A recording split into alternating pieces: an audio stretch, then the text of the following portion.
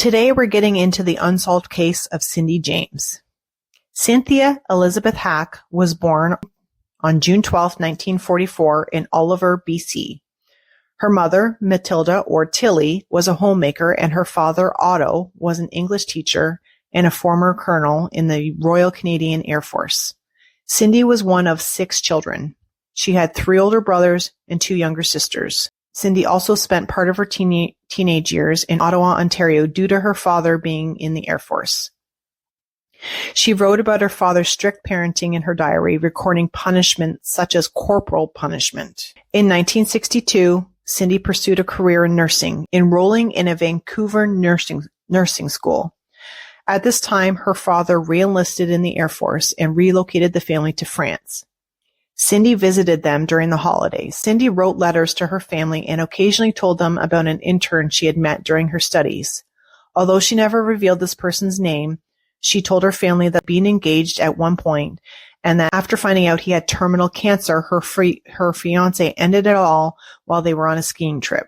No one in Cindy's family had ever met this man. During the summer of 1965, Cindy met a South African psychiatrist who was 18 years older than her, named Roy Makepeace. Even though Roy was a licensed psychiatrist in South Africa, he failed to obtain his medical license in Canada twice. He settled in a job as an assistant professor in the Faculty of Medicine at the University of British Columbia.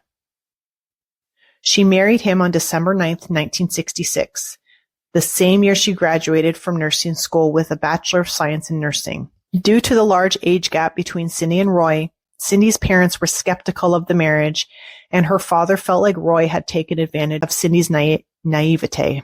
Cindy worked at a Vancouver General Hospital as a pediatric nurse from 1966 to 1975. Roy also worked at the same hospital at one time. In 1975, Cindy then took a job as a team coordinator at Belheim House, which cared for children with behavioral disorders. She worked at Belheim House for 12 years. At one time, Cindy accused Roy of spousal abuse. However, Roy insisted he only slapped her twice during their entire marriage.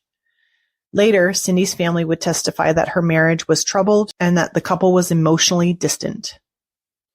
Between 1982 and 1989, Cindy reported approximately 90 incidents of criminal activity to the Royal Canadian Mounted Police. She claimed alleged acts of stalking, vandalism, arson, harassment, intimidation, home invasions, and physical assaults by an unknown person or maybe persons. It all started in September 1982, 4 months after Cindy and Roy had separated. She told friends and family that she suspected that someone had been prowling around her house. Soon after, Cindy started receiving obscene phone calls. The first call was received on August 7, 1982. Cindy's mother said that although Cindy did not like to discuss her experiences, she had indicated phone calls were from one person who would speak in different voices, and that sometimes there was nothing but silence on the line while other calls were sexual and violent in nature. On October 11th, Cindy received a call that was nothing but loud breathing noises. Then the next day, she got another phone call in which the person whispered, "I'll get you one night, Cindy."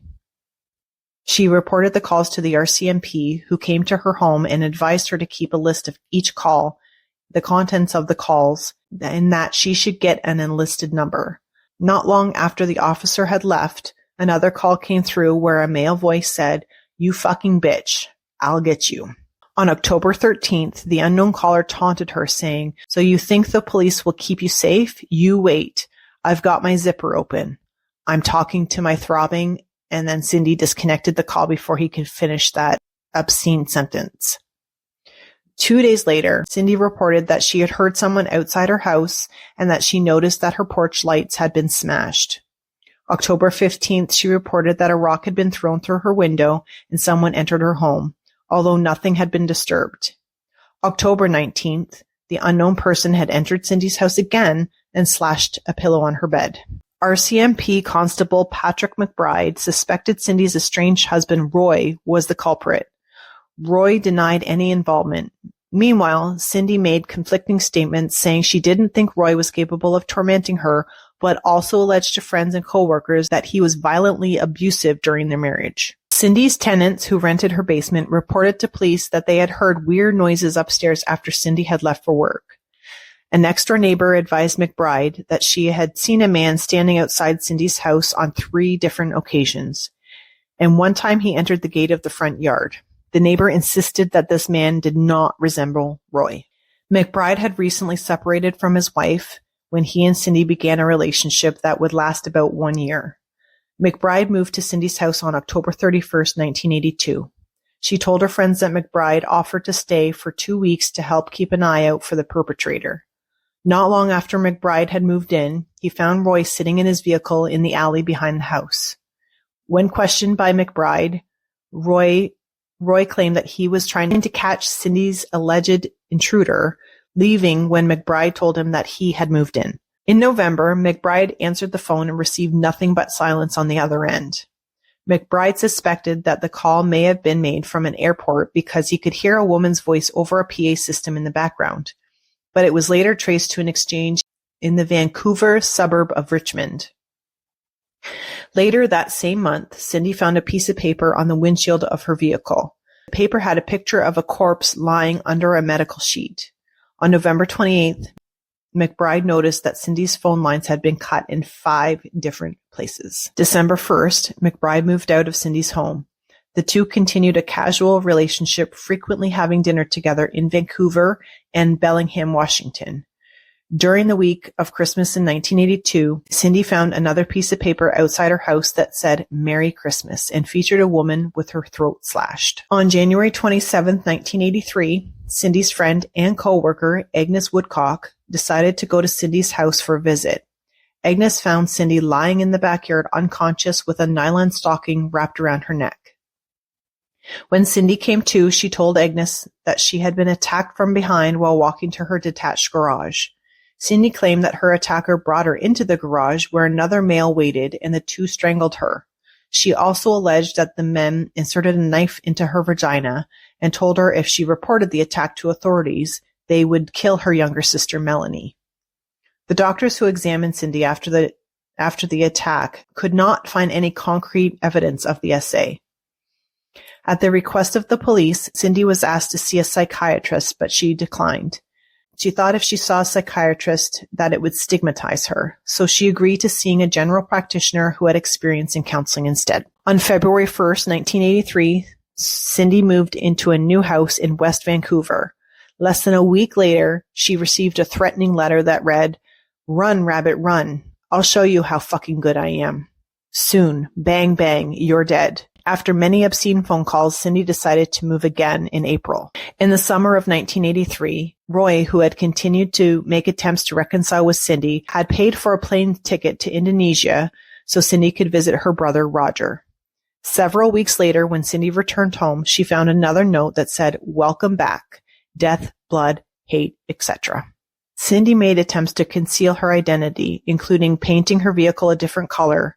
She also hired a private investigator, Ozzy Caban, to help investigate her alleged stalker. Caban would continue to work on this case for Cindy over the next 6 years.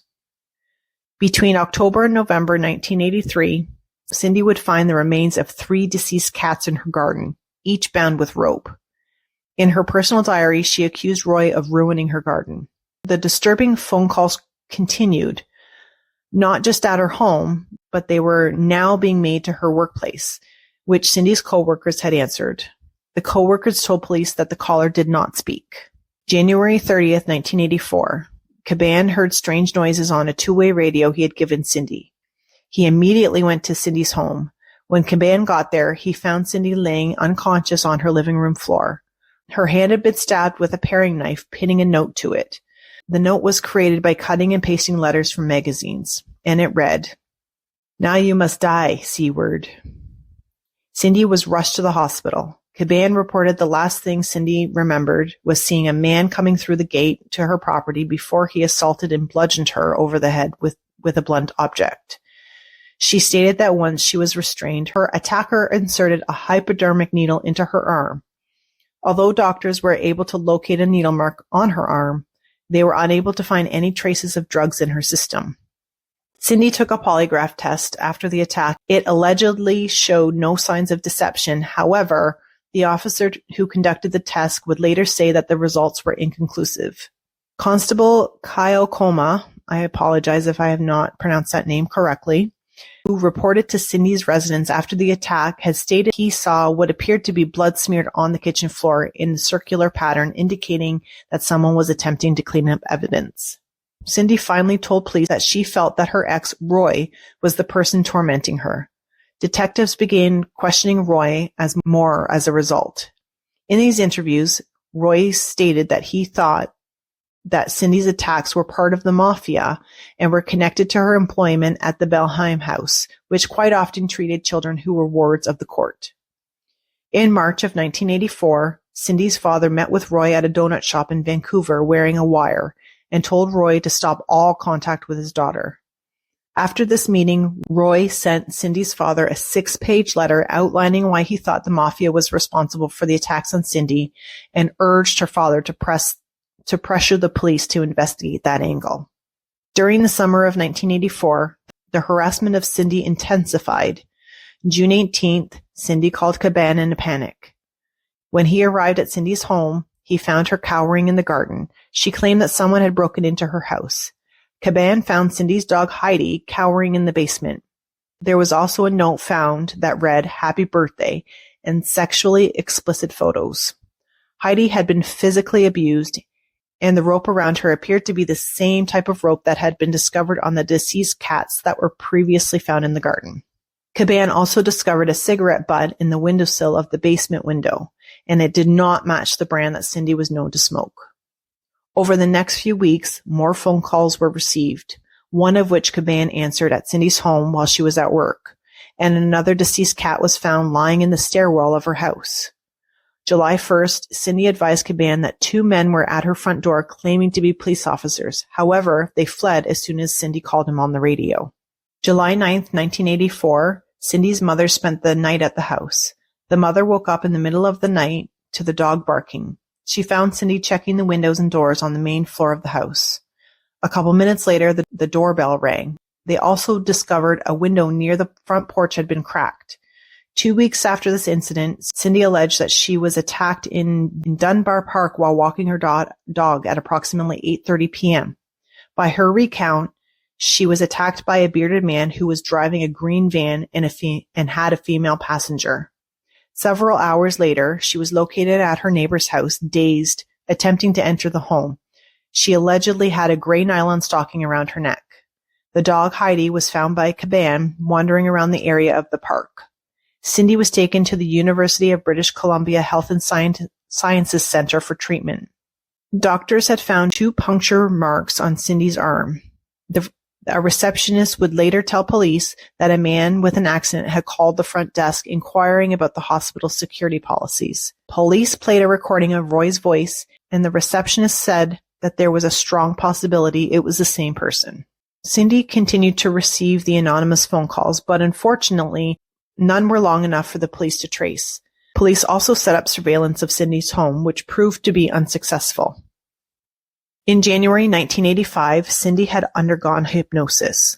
While under, she alleged that she had witnessed her ex-husband murder a man and a woman and dismembered their bodies with an axe while they were on vacation in Thormanby Island in July of 1981. According to Cindy, Roy had smeared the blood of one of the victims across her face during the dismemberment. It was later discovered that Cindy's sister had also been on this vacation and had no memory of anything sinister happening. In late June 1985, Cindy was involuntarily committed into a psychiatric unit at Vancouver's Lionsgate Hospital after she attempted to end it all. She would later claim that she was not attempting to end it all. July 2nd, she agreed to allow the police to tap her phone while she spoke with Roy. During the call, she made accusations that Roy was the source of all her problems and confronted him about the memory she recounted during hypnosis. Roy denied the accusations and told Cindy she was insane. After this phone call, the RCMP put Cindy under 24-hour surveillance, as well as Roy and 2 other unnamed suspects over 1 week. They ended the surveillance when it turned up nothing unusual. Authorities also investigated the alleged murders at the hands of Roy, but were unable to find any evidence of murders or missing persons cases in the Gulf Islands at that time. Cindy received a package in July that contained a charcoal-colored nylon stocking with a note that read, "Blood flowing freely." A couple weeks later, Cindy found a cosmetics container on her front porch that contained putrefied raw meat from a small animal. Ugh. I couldn't even imagine what that would smell like. I almost want to gag just thinking about it. It's so gross. Anyway, on August 5th, 1985, Cindy reported a fire in her home. When authorities arrived, they found what looked like pieces of burnt newspapers scattered around the room. Another fire was reported by Cindy the next day as well. On August 21st, a third fire broke out in the basement bathroom in Cindy's home at around 4:45 a.m. When authorities arrived, they found Cindy Ann Caban in a heated discussion. She was explaining that she had taken her dog out for a walk at about 3:15 a.m., and when she returned, she discovered the fire. I don't know about you, but I'm not going for a walk at 3:15 a.m., even with my dogs. That sounds a little weird to me, but I guess everybody does their own thing, whatever. Anyways, a window in the bathroom was found partly opened. However, there was no evidence that an intruder had entered or exited through the window. Burned remnants of the newspaper were discovered in the bathroom. A detective would later testify that he believed Cindy was the one who started the fire. In the fall of 1985, Carol Halliday of the RCMP requested Dr. Anthony Marcus, who was a psychologist, to conduct interviews with Cindy and to examine the various case files. Halliday became involved in the case after she attended the August 21st fire incident with a colleague and felt that Cindy was lying and orchestrated her own attacks. Halliday felt that the various male officers who had been investigating had been conned by the histrionics of a pretty woman. Based on Dr. Marcus's interviews and analysis of police reports, his professional opinion was that Cindy may have been suffering from dissociative identity disorder stemming from a traumatic childhood incident, although he did not ask Cindy about her childhood during the interviews. On December 1st, Cindy moved again to a new house in Richmond. 10 days later, she was found by motorists half unconscious in a ditch approximately 6 kilometers away from her home near the University of British Columbia campus. She was wearing men's work boots, one glove, and a nylon stocking tied tightly around her neck. Due to the extreme cold temperatures, Cindy suffered from hypothermia and was rushed to the hospital. Doctors suspected that Cindy had been injected with some sort of tranquilizer. She also had bruises and cuts on her body. Cindy was interviewed while in the hospital. She claimed to have no recollection of what had happened or how she had gotten to the location she had been found. Her last memory is that she was going to lunch during work. Then she stopped by the local pharmacy. Crushed that the police did not believe her, she flew to visit her brother in West Germany for Christmas. Early in 1986, Cindy legally changed her last name from Makepeace, her ex-husband's name, to James, hoping to further conceal her identity. Cindy's friend Agnes and her husband Tom would sometimes spend the night with her to help ease her fears. On April 16th, Cindy woke the couple, claiming she heard a noise in the house. Upon investigating, they located yet another fire in the basement. When they tried to call the fire department, they discovered the phone line was dead. Tom ran across the street to a neighbor's house to call the police. When he exited the house, he claims he saw a man standing on the street outside the house. And when Tom started to approach the man, he fled on foot. Cindy stayed with Agnes and her husband for several days after the fire. Her friend noticed that Cindy refused to eat and made comments that her life was no longer worth living. Cindy had been seeing a psychiatrist, Alan Connolly, since January 1983. Dr. Connolly stated that although he believed Cindy's allegation of harassment, he feared that she was suicidal. Dr. Connolly committed her to the psychiatric ward of St. Paul's Hospital for 2 weeks. While she was hospitalized, it was observed that Cindy was suffering from anorexia and depression. She was then transferred to Riverview Hospital, where a comprehensive psychological examination was conducted. The report stated this 41-year-old woman on initial assessment was very resistant. She would only answer one-word responses. She refused to discuss a number of topics and would give no eye contact. On the second date, her mood was considerably elevated. She had completed the other tests herself and was willing to talk. She seemed apprehensive as to how the test could be used. She maintained good eye contact except when discussing the terrorizing incidences. She then would look down or cover her eyes and speak haltingly. She expressed upset and cried a great deal when relating to these incidences. Patient kept asking if her responses to the items indicated she was crazy. Her IQ is well above average. This type of individual can be characterized as negativistic and conforming. They have unpredictable moods, pessimism, social agreement, and friendliness. They tend to anticipate and precipitate disappointments through their obstructive and negative behavior. This type of person tends to be vulnerable to fears. Cindy would stay in the hospital for 10 weeks before being released. According to her father, she told him that she had been withholding information about her alleged attacks and stated that she knew the identity of the person who had attacked her but refused to reveal his name. In August of 1987, Cindy started working as a nurse at Richmond General Hospital. August 28, Cindy's home alarm was triggered when a back window was broken. 3 days later, on August 31st, she told police her front porch light bulbs had been loosened. The next day, she reported that someone had a glass cutter to cut a hole in the basement door window. Fast forward to February 1988. Cindy alleged that someone had shattered a window in her home after securing it with electrical tape. On August 11, 1988, Roy received 2 weird voice messages on his answering machine at home. One of the messages contained a hoarse voice saying, Cindy dead meat soon.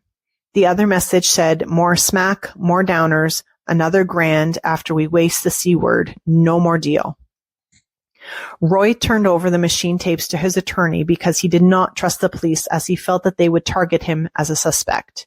15 days later, Cindy was found unconscious in her garage. She was hog-tied, had no clothes on from the waist down, and again had a nylon stocking tied around her neck. The RCMP hired a mountain climber and knot expert, Robert Chisnall, to analyze the knots on the nylon stockings that Cindy had been bound with. Chisnall concluded that it was highly unlikely that Cindy would have been able to tie those types of knots herself. January 1989, Richard Johnston, a life insurance salesman who Cindy purchased a policy from, moved into the basement of her house. She offered Johnston the rental on the basis that she would feel more safe with someone else in the home with her. On April 8th, a security guard at Cindy's workplace, Richmond General Hospital, discovered a note on the premises, again made with cut and paste letters from magazines, which read, "Soon, Cindy." Someone had also written "Sleep well" in the dew on the windshield of her vehicle. On April 29th, after an attempted break-in at Cindy's house, the RCMP used scent hounds to try to track the alleged intruder, but they were unable to locate a trail. On May 25th at approximately 4 p.m., Cindy picked up her paycheck from the Rich General. While there, she spoke with a coworker who stated that she seemed to be in good spirits. Cindy told her that she had not had any suspicious activity at her home for at least 2 weeks. Cindy was last seen several hours later buying groceries at the Safeway and visiting a Bank of Montreal at the Blundell Shopping Centre. Another customer at the bank told police they stood behind Cindy in the line at the bank's ATM, where she deposited her paycheck at approximately 7:59 p.m. The same day, Cindy had an appointment to have an infrared detection system installed in her home for security purposes and had planned for Agnes and Tom Woodcock to play bridge and spend the night. After not hearing anything from Cindy, the Woodcocks went to Cindy's home at around 10 p.m. and found it locked with Cindy's vehicle gone. They spoke with Johnston, who had told them Cindy had mentioned earlier she was going to do some shopping. The Woodcocks knew that Cindy frequently went to the Blundell shopping centre, so they went to look around. They found Cindy's car abandoned abandoned in the lot. They then went to the Richmond RCMP station to report Cindy as missing. Although she had only been missing for a few hours, a patrol car was sent out to investigate based on Cindy's extensive history with the police. Blood was located inside the car on the driver's side door, as well as the groceries and a wrapped birthday gift for her friend's young son. Contents of Cindy's wallet was also found underneath the vehicle. An investigation of her home found nothing had been disturbed. The Canadian Coast Guard searched the rivers in the area in an attempt to locate the missing woman. Several days later, Johnston, Cindy's tenant, informed the police that he had received a call at his office from a man claiming to be Cindy's father, inquiring about the life insurance policy. Johnston's secretary told the caller that he would need to come to the office as private insurance matters could not be discussed over the phone. When police questioned Cindy's father, he denied making the phone call. On June 8, 1989, a municipal paving worker named Gordon Starchuk discovered Cindy's body in the backyard of an abandoned house at 8111 Blundell Road in Richmond. She was hog-tied with rope in the fetal position and, of course, had a black nylon stocking tied tightly around her neck. Cindy's right leg was lying under blackberry bushes, and her coat was found close to her body. The location that Cindy's body was found sat on a busy street near an intersection which had frequent foot traffic from pedestrians. On the exterior of the abandoned house, police found the message, "Some bitch died here," spray painted in orange paint on a fuel tank. There was a line that led from the fuel tank to where Cindy's body lay, encircling it in the same orange paint. Sheila Carlisle was the pathologist who examined Cindy's body at the scene. She noticed that Cindy's hands had been bound so tightly that one finger scratched another down to the bone. Oof. I couldn't imagine that. That sounds extremely painful. They located a pinprick consistent with a hypodermic needle located in the inner right elbow of the body. It was determined through insect and larvae activity that Cindy's body had begun decomposition at the location as early as June 2nd, 1989. An autopsy would later determine that Cindy had died of multiple drug intoxication from substantial amounts of morphine, diazepam, and flurazepam. Her blood toxicology reports show that there was 10 times the lethal dose of morphine in her bloodstream. Upon examination of Cindy's stomach contents, she had orally ingested around 20 30-milligram tablets of flurazepam, as well as numerous tablets of diazepam, in which this combination is lethal in itself. The RCMP suspected that Cindy's cause of death was likely an accident or that she took her own life. They based this on the assumption that Cindy had fabricated her numerous claims of assaults and stalking. This information was quickly shared by several local news outlets. Cindy's personal private investigator, Caban, examined Cindy's body at the morgue on June 10th. He determined that Cindy may have passed somewhere else, and that her body was then relocated to the abandoned house. This was all based on the lividity, which is the settling of blood post-mortem that is visible on the skin on the left side of her body, but her body was found laying on the right side. So if she had passed at the abandoned house on her right side, then the lividity should be on the right side, not the left side. So I definitely agree with that assumption, if this is true, that her body was likely relocated to that area, which obviously if she had ended it herself, she wouldn't have been able to relocate herself. So but definitely something to think about. A memorial service was held for Cindy on June 14th, 1989. 2 days later would have been Cindy's 45th birthday. Police set up surveillance at the memorial service using hidden cameras in hopes of capturing anyone suspicious or out of place. Cindy's ex-husband Roy did not attend the service. Later in the summer of 1989, the abandoned house where Cindy's body was discovered was demolished. So, the question still remains, who killed Cindy James? This has been the subject of debate for 36 years. What do you think happened to Cindy? Go ahead and leave your thoughts below. Next time, we'll be covering another chilling case, the Highway of Tears. So be sure to subscribe so you don't miss out. Thanks again for listening to Crime Time 911. Stay safe, stay curious, and remember to always trust your gut.